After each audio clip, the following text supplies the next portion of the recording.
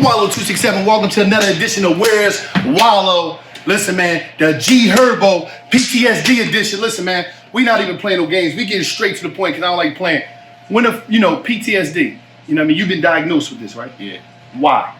I've been clinically diagnosed with PTSD, man, because shit, I went to go see my therapist, and the shit I was telling her, man, was just so unnormal. You know what I'm saying? I seen my first murder when I was 9 years old. God damn. I was with my mom when I seen her. I got shot when I was 16 years old. My first probably like traumatic heartbreak in the streets dealing with death, I was in 8th grade. So up until then, like from that point on, I feel like after I've seen the murder with my mom, it was like shit had happened, but I think it got personal to me, like my 7th, 8th grade year going into high school, like when I really started, like, say for instance, me and you close homies and then you pass away type shit. So it's like murder. We got normalized all by murder. Everybody got killed. Yeah, all by murder. And we get normalized bad, man, you know what I'm saying? Like you don't really I don't know why, bro. Like, you know what I'm saying? People will live in it. We will live in it for a few months, and then you feel like you gotta like live life normally, I guess, or you wanna put it in the back because you gotta go through so much other shit after that. You know, like nigga died in May, by like July, August. You feel me? Like you don't want to become the next tragedy, so you ain't even grieving no more. You feel me? Like it'd be like that. So, but you grew up in a 2-parent home, right? Yeah. How was school? Like going to school? How was that shit for you? I think like the school part of it was easy. It was just life skills and the shit we gotta encounter every day. You know what I'm saying? Because I come from a 2-parent household. I had love at home, but I would say 60-70% of my school didn't. You know what I'm saying? Like a lot of these kids don't really have 2 parents at home. You know what I'm saying? They don't have a father that's free or alive. They don't have nobody that's gonna make sure they got clean clothes to go to school every day. You know what I'm saying? That's gonna make sure they eat when they get out of school. So when they get to school and they don't really have like the morals, the shit that I got instilled in me, that's the energy you gotta be up against every day. You know what I'm saying? So I had to fight in school. A lot of people that I know was growing up in school was already selling crack, shit like that, 5th, 6th grade, already carrying guns and shit like that. 5th, 6th grade, smoking cigarettes. They stressed the fuck out. You know what I mean? Seeing people around them do it. You know, we got like this addictive personality that's passed on us by our parents and grandparents and shit like that. You know what I'm saying? So going to school, I was up against a lot. I seen a lot. I learned a lot. I had a lot of older siblings. You know what I'm saying? Like older cousins and shit like that I hung with, and I was able to learn from like a lot of the shit that they was doing. You know, so man, I grew up early, bro. Like, and when did it really start getting real? You going to school, homies dying. Was people fucking with you? Yeah, you know, you would get tried. You definitely get tried. I was like, I was light skinned. I was the light skinned. Oh, you was light skinned? I was the light skinned kid, man, that came to school dressing nice and shit like that. Cause I took that shit serious. My mom took it serious, you know. So I had both parents. So I had some love at home. I had aunties, and I was smart as fuck. I ain't gonna lie. I always had A's and B's in school. You feel me? But I was like, you know, I grew up around older cousins and being in the shit that we've been around. Like I knew what the world was. I saw it for what it was early on. So I was aggressive too with having all that. You know what I'm saying? I was aggressive. Like I knew how to adapt immediately. If we got to fight, I was gonna do that or whatever the case may be. Like I knew how to adapt. Chicago is known for, you know, it's going down, man. It's really going down. And on the cover of PTSD, coming out this Friday, make sure you grab it. You got like 50 people on there. Explain that cover, like.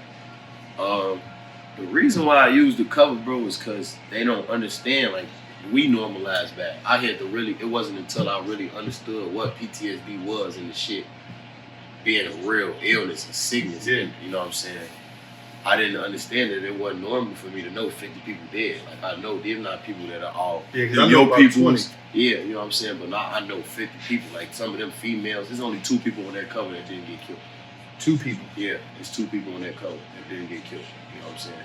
Well, actually 3. One person died in a car accident. Juice WRLD and my cousin, one of my best friends, his younger sister, she was a baby. You know what I'm saying? She got hit by a CTA bus. Other than that, everybody else got killed.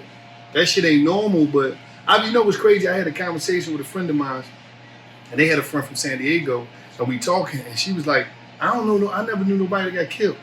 And I said, oh, that's crazy. Yeah. And then my friend said to me, no, wow. Oh, that's crazy. It's crazy that you think that that's crazy because you normalize the bullshit that goes on in the hood. Exactly. And we look at it like, oh, that's normal. It's normal. Everybody get killed, you know, Yeah. and that's not real. That's not real. So that affected you to where you had to go see a therapist. Was you afraid to go see a therapist at first? Yeah, I was. But it wasn't until I already been dealing with the trauma for years and years to come, bro. Like I literally, like I used to go to old interviews in 2013.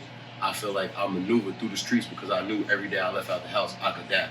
I could die or go to jail. But I had trying to protect myself or what I'm doing or my beliefs or my involvement in the streets. I was willing to risk it all. As a kid, 15, 16, 17, I was willing to risk my freedom, my mother's love, my love for my sister and my family to go out and be a street nigga, which was a sickness alone. You know what I'm saying? That's a super mental health, Yeah. you know what I'm saying? Yeah. Disorder. So I feel like just with normalizing the shit, bro, I didn't really understand before me going to go see my therapist. Like me carrying a gun every day and knowing I might have to use this gun every day when I'm carrying it. You feel me? We were so normalized that, and it took for me to get arrested. I got locked up for them guns and shit. I don't know if you've seen a lot of the shit made the news and shit. I got arrested, and that's just me trying to protect myself. The district attorney like, oh, he was riding around with 100 shots. He had to be trying to go kill somebody. I'm like, nah, I was just trying to protect myself because you don't even know these kids riding around with 100 shots. And they don't have nothing going for themselves. Nobody, nothing. They ain't got nobody, nothing to lose. They ain't trying to protect no jury, no nothing. You know what I'm saying? So it's like, and not only that, not only me being a somebody, just my trauma alone in life would make me want to walk around with 100 shots. You scared to death, you paranoid. I'm paranoid everywhere I go, literally, like walking in the gas station. I don't know if I leave out this gas station, somebody gonna be in one of these cars that just wanna, you know, that's an illness. Like a lot of people who just don't got no love, they don't know nothing else but that. And I read some shit where like the average human attention span is 8 seconds. 8 seconds, yeah. 8 seconds. So it's so easy for you to do wrong. It's so easy for you to do fucked up shit when it's put in front of you. And we facing all this trauma and you don't want to deal with it head on because you don't understand that this is a part of life. Just like the shit you doing where it's fucked up, you had that balance because you getting into these crazy instances in life is all a part of life. You dealing with shit and where you gonna be stressed out. Frustration is all a part of life. Whether you in the streets, you trying to be a doctor, a lawyer, you gonna meet this same level of frustration before you go on to that next level. So it's like a lot of times these kids don't understand. They dealing with way more frustration. They moms on drugs. They don't got no dad. They moms abandon them and shit like that. You feel what I'm saying? And just dealing with the pressure of being accepted. You feel what I'm saying? So it's like I know what I'm up against. So I know that shit. I gotta behave myself a certain way, or I gotta move a certain way to ensure my safety. You know what I'm saying? And that's from just dealing with the shit we dealt with in life, bro. I seen so many niggas get killed. I seen niggas take their last breath right in front of me. You feel what I'm saying? I seen this. I stood over my homies for 5, 6, 7 hours till the police picked them up off the ground. You know what I'm saying? Like I know was like this is my reality, and I embraced it to try to help other people because they don't understand it in a way that I understood it. So when did the rap? When did rap come about? Yeah. Rap came about 2012, 2013. So you got 8 years in the game. Yeah. How do you feel knowing that Chicago influenced so many different cities? Still to this day, you can see Chicago video references and videos all across the country. You can see the same performance around the country, the same lingo. You know, that lingo that just infiltrated other cities. I'm talking about, like I always talk about that, like lacking, all that Chicago slang. You can hear that, y'all. Everywhere.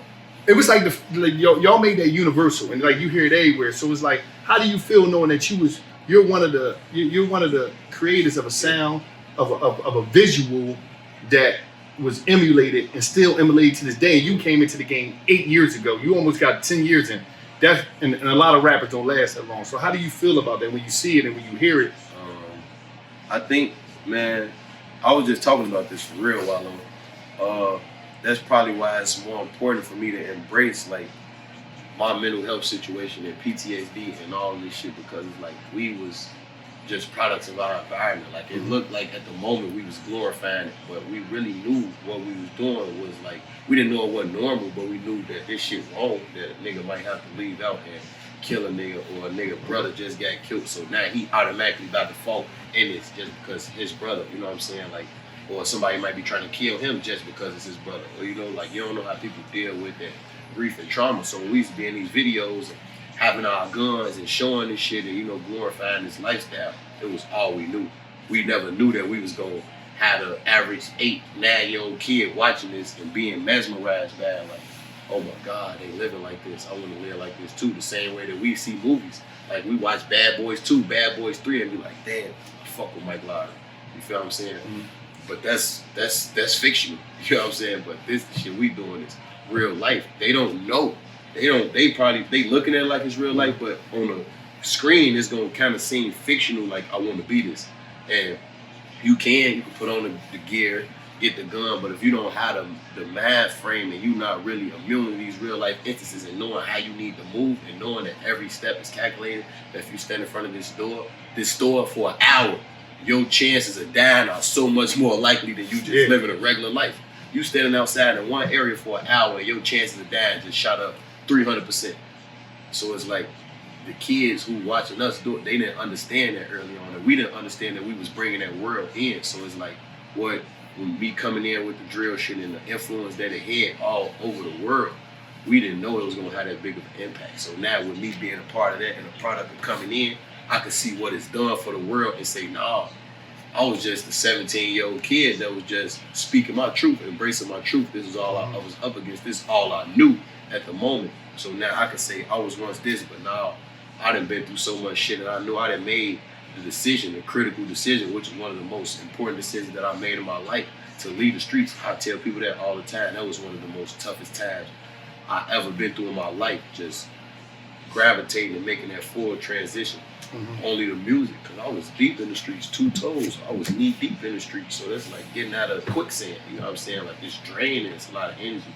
A lot of people who you love and care for are not going to understand that decision, but you ultimately making the decision for them, for everybody. Well, I knew I was, because I knew what my intentions was when I get to a certain level, you know what I'm saying? Like, for my people, you feel like that's my family over there, you know what I'm saying? So it's like,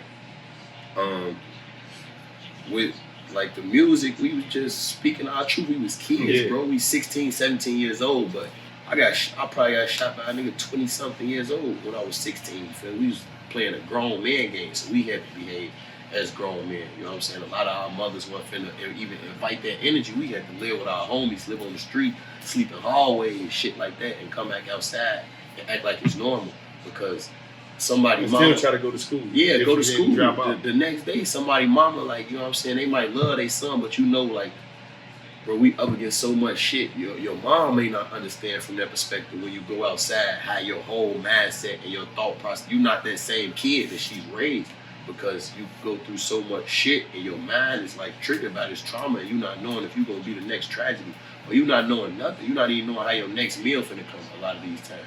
So these niggas, like, your mom not gonna really sometimes welcome that energy in her house. You feel me? And you gotta understand and respect it. That don't mean your mom don't love you no more, but a lot of time, like when I was in the streets, I had to move out my mom's house.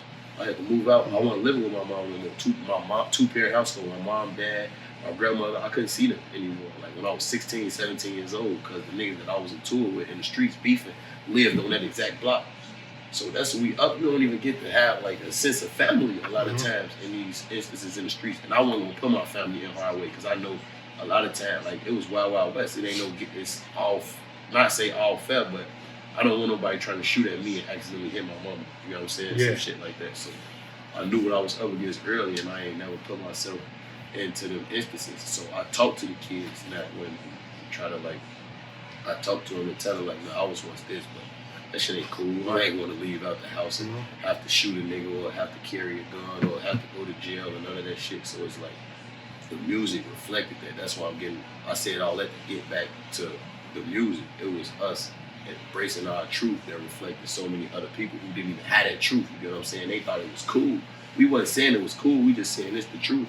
And we wasn't even like, it should have been, but intentionally it wasn't a call out for help. We just wanted to put this magnifying glass on us to do better. We wanted to really make it with the rap shit. All right, get away from it. We finna get some money and help niggas, but it just, it went the wrong way. You know what's crazy? The first time I heard about you, Bibby, Reese, Dirk, Chief, all of them, I was in the prison yard, and you would have these young cats that just came to prison talking about y'all in a Chicago historian way. They knew the breakdowns. They knew who got killed. They was keeping count. They knew. I'm talking about. It was so much shit, and I was like, yo, what? I couldn't believe it because you might have a kid from Pittsburgh or you might have a kid from Philadelphia talking about Chicago street culture and the music like they lived there, like they was born, and that had me like, what the fuck? Really like. And then I read one time I'm reading like a Wire magazine, one of the magazines, and they was talking about how the impact it had on Twitter, how y'all was going, and it was just like it just fucked me up. But like to see where you at now and hearing these young cats rap your lyrics in the penitentiary, in the body language and the passion and the way they, you know what I mean, everything. I'm talking about that whole. It was like, damn, this shit was impactful to me because I didn't understand it. You would almost feel like you there. Yeah, it was crazy. Like, and I don't even know if you know about this, but it was a page, an account, a blog called Spot News. No, that's in Chicago. Mm-hmm. So what they used to do was, like, we'd shoot these videos and shit. You say for instance, it's me and I got a homie named fucking T. Say for instance, his name T. Me and him, we in a rap group. We doing this shit and we saying fuck the ops. We getting big. So on the outside looking in, all these people, Pittsburgh, they like, oh yeah, I fuck with Herb and T, da da da da. We in the streets though. So T in the streets, boom, he get killed. It's a blog called Spot News that got a police scanner. So when some shit happen, right on the spot, they gonna come to that scene and take a picture of T dead on the ground and upload it. They used to upload it to Instagram. Like, it used to be real vulgar, explicit pictures of niggas' brains blown up on Instagram, on Twitter, Spot News. But I don't know if they had a contract or permit where they could do that. It was like a real news blog. Well, so that's what people could like, damn, T got killed yesterday, all the way from Minnesota. How you know that all the way from Pittsburgh, because Spot News put it up. Damn, they killed so-and-so yesterday. Oh, they just went back and killed so-and-so from their hood now after retaliation from T. So it's like, that's insane. That's shit we never heard of. And you got people sending it around, sharing it like sharing it. You seeing his brains out. He right here. He, you know what I'm saying? Like, I don't know how they was dead. Like, literally, my hood, somebody get killed on a whole different side of the neighborhood.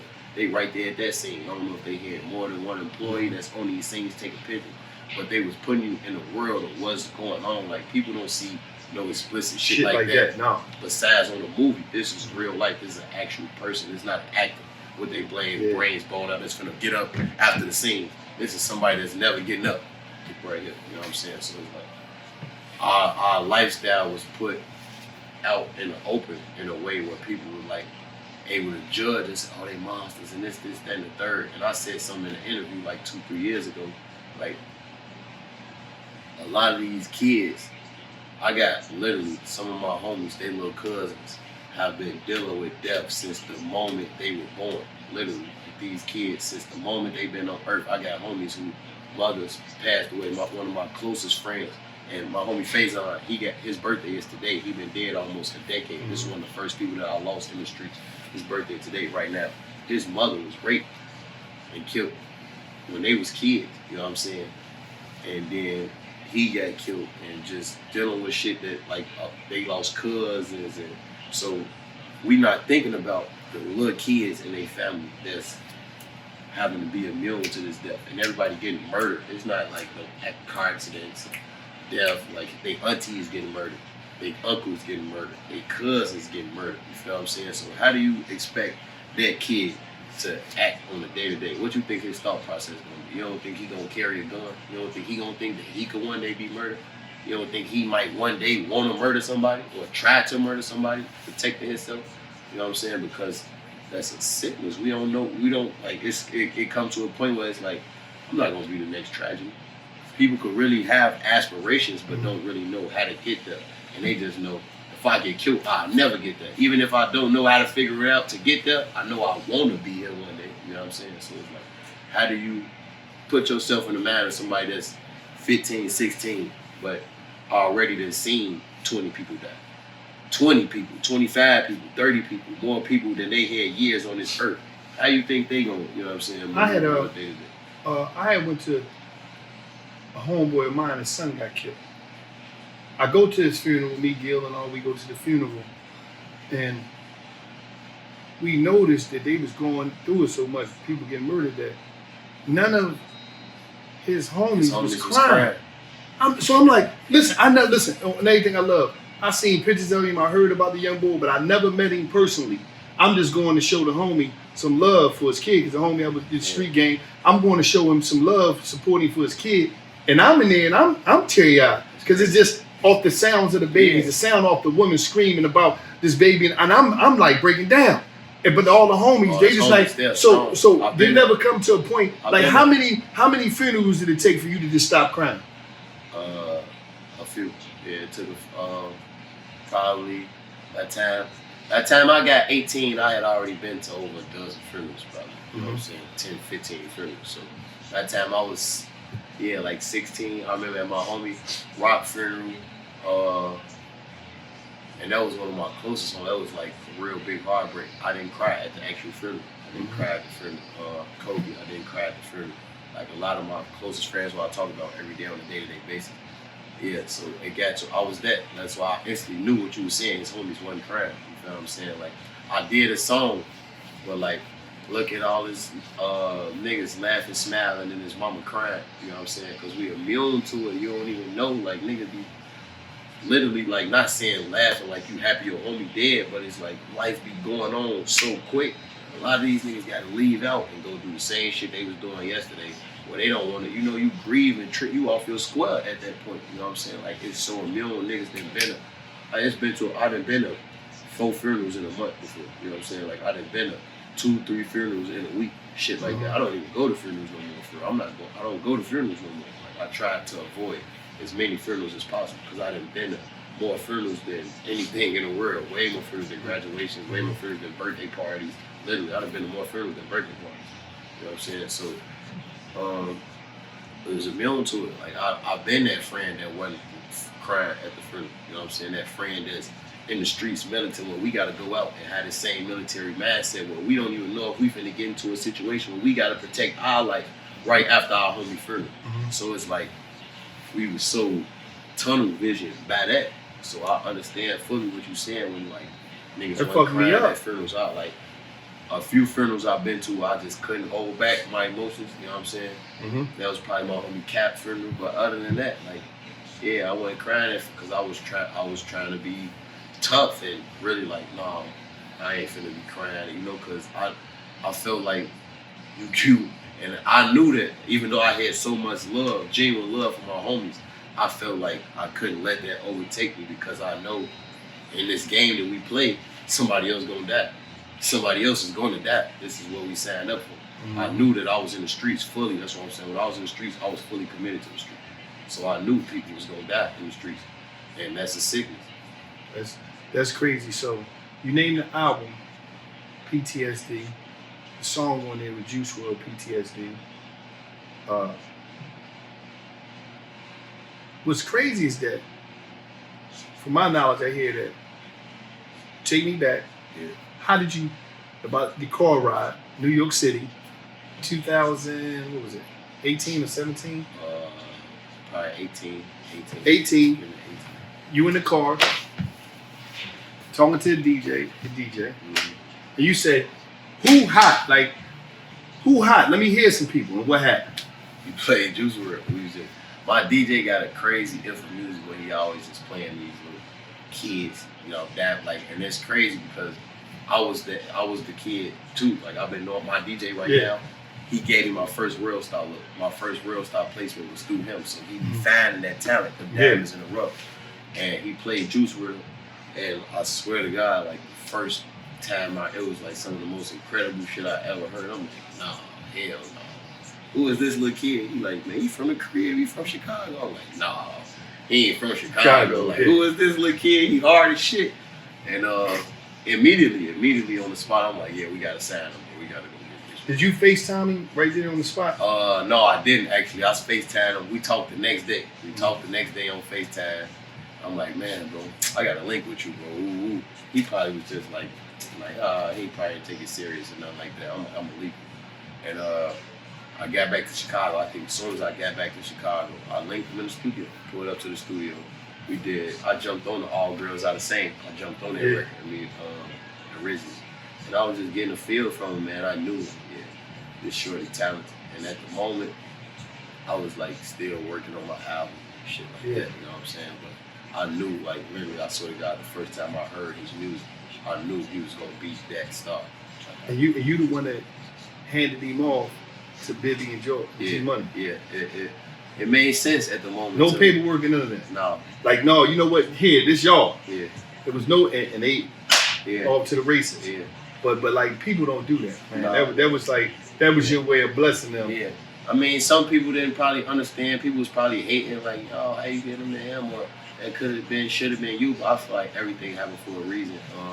And I'm always that guy, like, we stronger together. You know what I'm saying? Like, I know I'm on the way to doing great things, and them people who I trust, who I knew, like, I wanted to still, at the end of the day, even though I didn't sign him, I wanted to keep him close to me. So that was the way where, like, I'm gonna give him to somebody that I trust and that I want to put in a position. I wanted to put my homies in a position where we all have 50, 20, 100 million with me. Because I know what I'm gonna do to go get my 20, 50, 100 million, you know what I'm saying? So it's like, it made sense. And I wanted, we all from the same neighborhood. You know how good that would have looked, all us being young black millionaires, entrepreneurs, and we all under 30. But it happened. Y'all became that, you know what I'm saying? So it's like, that's what I wanted. I ain't really like, and I got artists, you know what I'm saying? I'm gonna focus a lot on my artists, but at that moment, I wanted to perfect what I was working on. I wanted to perfect PTSD. I wanted to perfect being that businessman. I wanted to perfect doing all the philanthropy stuff that I'm doing for Chicago. So I didn't think I could be able to perfect that and have an artist that I knew was gonna be one of the biggest artists in the world. I knew that I was giving them one of the biggest artists, and they knew that immediately. So it's like, it all happened perfect. You know what's crazy? Also, like about you hooking up the homies, right? They say, you know, you got a lot of homeboys in penitentiary. Yeah. And they say, ballpark figure, man, how much money do you think, just, you know, number coming in your head, you spent on lawyers and bail money? Because they say that's your thing. Yeah, probably. Man, just guesstimating anywhere between like a quarter and 500. On the homies. On the homies, probably. They say you always. It might have went over that, you know what I'm saying? Because I know I didn't gave up 50,000 here, one bond. 10,000 here, one bond. 20,000 here, one bond. 15 here, one bond. 5 here, 2, 3 here. You know what I'm saying? 1,000 on books and 500 taking care of families and shit like that. You know what I'm saying? But that was something I prioritized in doing. Like, it was never a situation where like somebody like, oh, I'm always, because I know what we up against. This is the game we playing. A lot of time, these people, they making sacrifices the same way I made sacrifices. Where you're not even ensuring your family, your daughter's safety, your mom's, ensure their stability when you out here doing it. So that's a priority to me. I ain't gonna lie. The least I want to do is make sure people's family straight. What about going to see him in prison? How did that? Yeah, I used to do that a lot, but I think it got too chaotic. Where in the county, like I used to go see some of my homies so often, it got like word around the county. Oh, Herb been coming up here. Herb here visiting people. I used to come see my homie with my watch on when I first got a Rolex, just so I could show him. Like, this what I'm doing, man. This who we on. We on. Like, we ain't on that no more. Did you ever had a time where as though you ready to go on tour and you tell a homie or two, come on y'all, go, I want y'all to see this shit. They don't come, and when you come back, they gone? Yeah, definitely.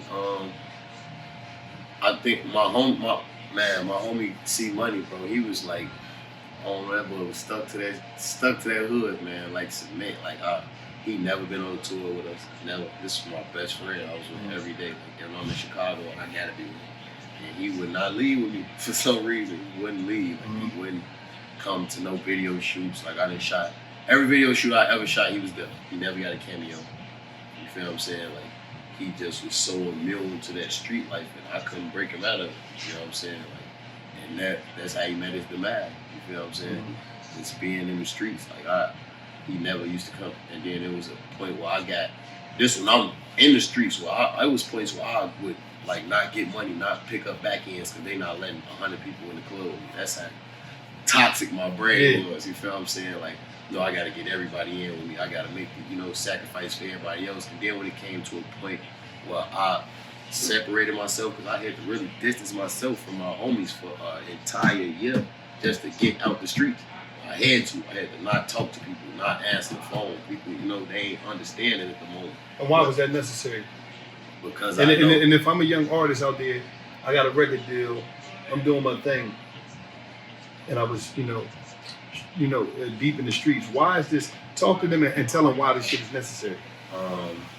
It's necessary because, especially if you like me, man, I'm loyal to a fault. Like, to a fault, man. I didn't really went broke. I didn't gave my last for niggas, bro. Like, I didn't really gave my last up in the streets. Only had 100,000. I give up 30 for a nigga to get out. 40,000. Only 100 to my name. Only got 20 to my name. I'm giving up bonds. Like, I done really had 200,000 in the streets at 18 and been back down to 10,000. Like, you feel what I'm saying? Just being in the street. And I had to disassociate myself from that because I know how I am. These are the people I love. I would lend that arm to you. You know what I'm saying? So it's like, even in times that I didn't have it, and that was killing me. It was really killing me. It was stopping me. It was stopping my growth. And a lot of times when you hold yourself and these people grab onto you and you try to grow, they stun your growth. So you gotta disassociate yourself from that. You gotta detach yourself from them, grow, and then when you're there, you pick them up. I've done that. I had to make that sacrifice where my homies didn't even understand. I was getting to it. Some of my best friends. You forgetting about us? Damn, let's fuck us now. Because they know, like, bro, you was just all in with us. Now you're not. Yeah. You know what I'm saying? So you it's like, just busting. It broke niggas' hearts. But it was like, they didn't understand. I'm like, no, bro, I got to do this for us. Because if I'm with you, if we together every day in these instances in the hood, and we both go to jail or we both die, this shit is over with now. It's over with. So I made that decision for myself, man, and it was hard, bro. I was stressed the fuck out doing that. Like, that was one of the most critical decisions in my life, leaving the streets, because I love the streets at one point more than I love myself, because I was willing to sacrifice myself. You drive around $100,000 cars doing $100,000 in cars, shootouts, crashing cars and shit like that, having shootouts after my shows, and I was just blessed. Well, I overcame all this shit, bro. Like, you know what I'm saying? Like, it wasn't easy at all, bro. It wasn't easy. Like, I when did it hit? What year did it hit your mind? What year exactly? You know the month. You know when it's like, I gotta stop this shit. Yeah. I remember, man. I remember like yesterday. It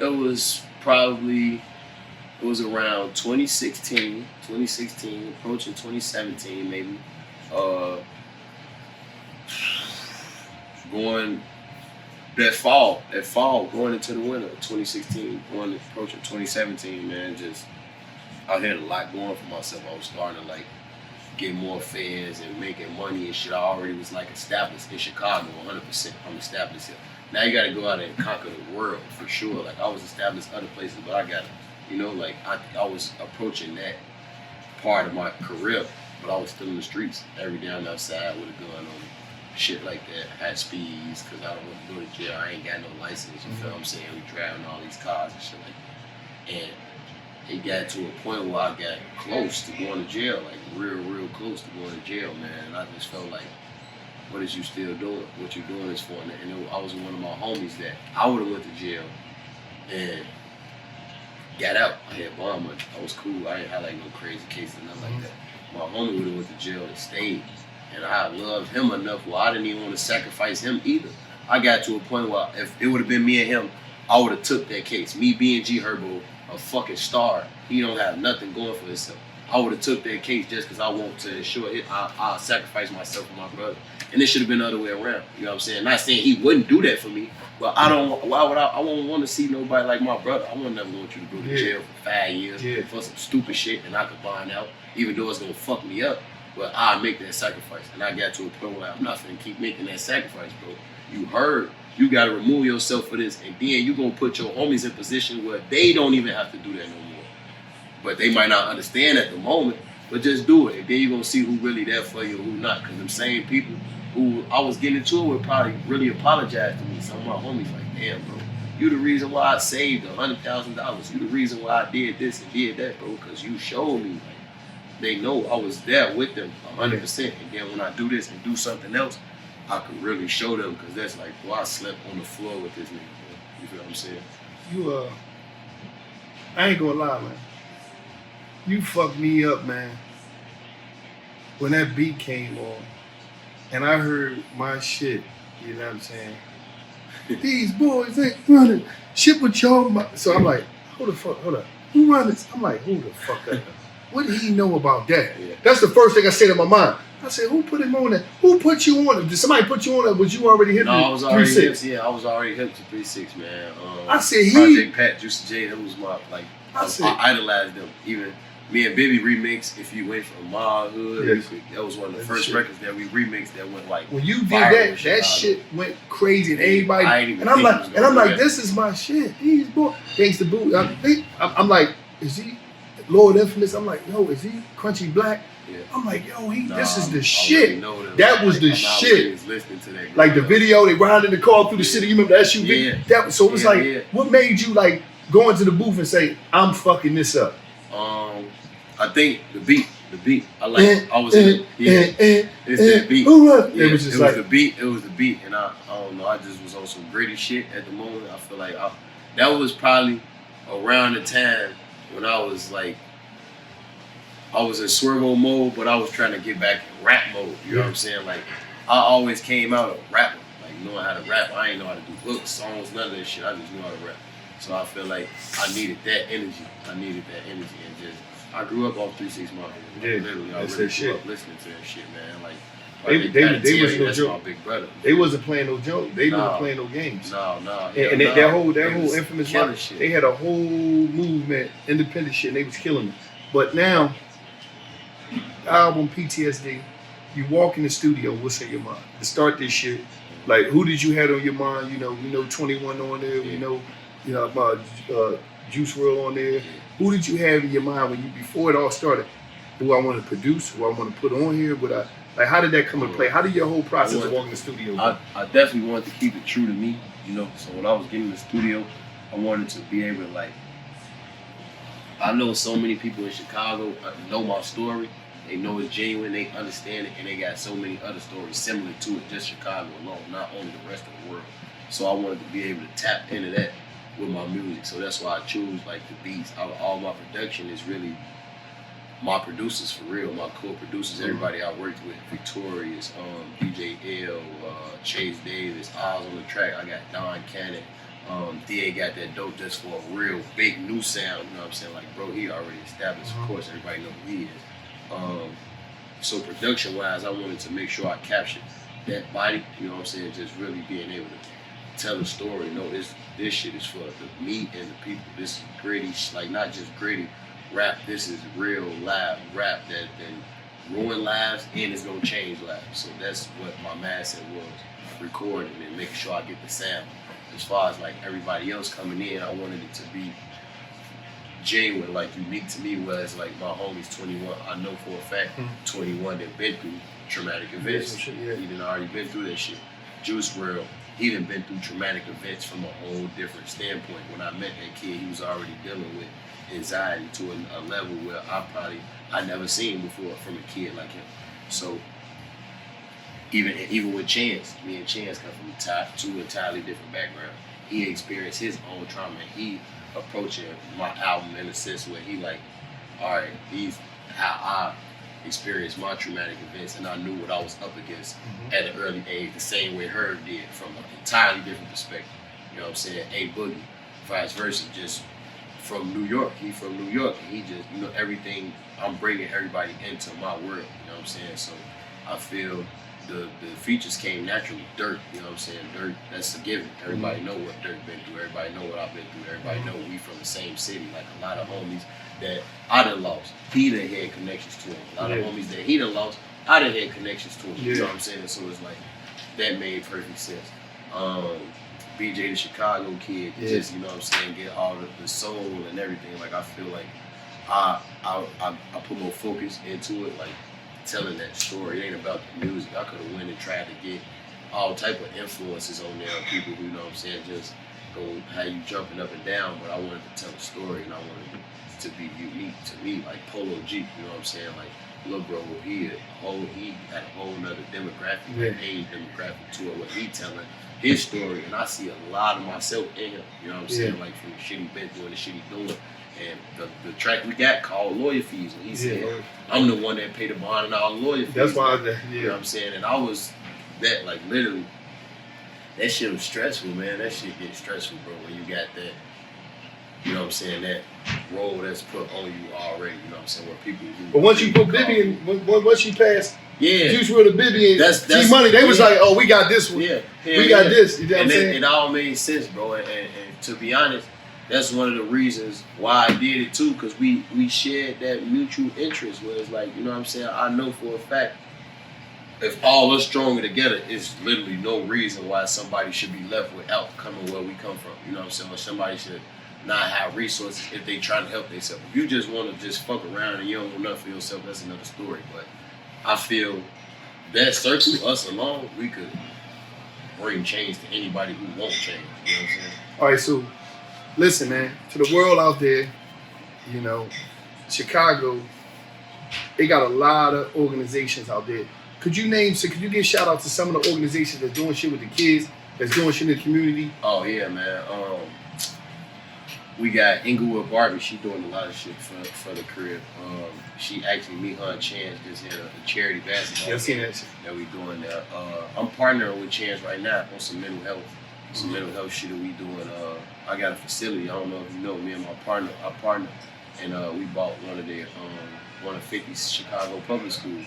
Oh shit, they that's got hard. closed down, and we gonna turn it into like a multimedia facility, green screen room, and studios, all that shit for kids to really have that outlet outside. We doing that ourselves, you know what I'm saying? We're gonna have a whole nother facility next to it, 60,000 square foot. We're gonna turn it into an art and music incubator. So we really giving, that's in the heart of Southside, like one of the super poverty-stricken neighborhoods. So for them to have that, I feel that's gonna be big. Polo G doing a lot of stuff for Chicago. He got the hometown hero and stuff where he just did, me and him, Audio Mac. It was a show with charity, you know what I'm saying, for charity for his organization. He got AAU team, so it's like, it's a lot of people doing stuff for Chicago that you don't hear about, that you don't see, you know what I'm saying? And those are mainly the people who come from that, where, you know what I'm saying, my little homie, McKinley Nelson, he got Project Swish, where like they go to some of the most dangerous neighborhoods and get these diamonds in the rough, these kids, and have them in the gym conditioning, take them out of town, and sometimes in instances they may go out of the country. They go through like big shit where they spending their money and found donators and all these different type of founders coming in where they see there's people that still want to bring change to Chicago. And in these areas where it's high crime rate, it's the kids, the youth, even though they come from and they're in the midst of this shit and they valid in a sense, they don't want that for themselves. You know what I'm saying? They want this. They got talents. They would, you know, maximize on them talents. I was that kid, literally. That hard, hands down, I'll never leave in the hood. Well, I'm gonna be this until I die. I ain't never, you know what I'm saying? Like, I thought I was gonna really be like, I was poisoned. I didn't know what post-traumatic stress disorder was, you feel me? My trauma made me behave in a sense where I was okay with being traumatized. So a lot of these kids, when they don't got the will and the intuition to be able to maneuver through shit the way I did when I learned, you gotta give them the resources, you know what I'm saying? So there's people who in Chicago who it's important to them to do that, like me, myself, and the people I just named, where they give the resources to people who want them, you know what I'm saying? And it's making a difference. Like the mayor, Lori Lightfoot, she want the murders under 400, and she like there's been conversations we've been having, just my partner and stuff like that, and my and Guion, he another partner, Guion Foreman, he a partner on this project that we doing over at Overton in the school in Chicago. He president of the police board, man. So I just feel like we're partnering with the right people and using my influence, I could get the murder rate down to 400 because they don't want people who really out here doing it. They don't want to have to kill people. They want resources, bro. Like people who losing their family and they don't have nothing but that. Like they want resources. And I'm not gonna judge you. I'm not the person that's gonna judge somebody for their situation and what they doing and how they gotta maneuver and react to the situation that they up against on a daily basis, because no matter what background you come from, black, white, green, red, blue, you probably gonna behave yourself the same way if you put in these situations. You know what I'm saying? So that's important to me, bro. It's just as important as the music for me to do that, for real, for real. I appreciate what you're doing for the community, man. That's everything, man. This album dropping, 2/28, Yeah. PTSD. When the tour start? Tour kick off immediately, man. Same day, 2/28. What's the first 5 cities? Brooklyn, Philly next. You know I'm gonna Yeah, fuck with y'all. Brooklyn, Philly, Connecticut. I think Boston, one of the first 5 cities, and one more on the East Coast. Then we're gonna start heading over. Baltimore, DC. Yeah. I think Baltimore, DC, one of the first 5. Well, listen, man, I appreciate them you. the craziest cities too, man. Yes, it is. I appreciate you, man. All you doing for the community. I appreciate you. Like your transparency is just you're so transparent. You're so real. You're authentic with your story. And you're gonna help a lot of people, you know what I mean? Because a lot of us don't wanna. We think going to therapy ain't cool. Like, oh, that's some weak shit. Nah, but it's man, like that's necessary. And I thought that too. I'm gonna say I was the person. I'm not gonna tell my business to somebody who has no idea, nothing that I've been through. Yeah. But it's like it's good to do that because she has no idea that it's even a world like this out there. You know what I'm saying? Like you had to do what at what age you had to do it. That's not normal. Up. Yeah, nah, fuck no. You gotta walk around with a gun and to go across the street to the grocery store. Like that's not normal. And I feel like we should tell it to people who don't come from that so they can tell us that it's not normal and they can want to give us help and we can go and seek help. You know what I'm saying? And really, I ain't gonna lie. I'm gonna give you a lot of credit too, Lo. Like you and Gilly, bro, y'all real motivation for the trenches, bro. Like we know you went and did 20 years, like, and I be telling these kids,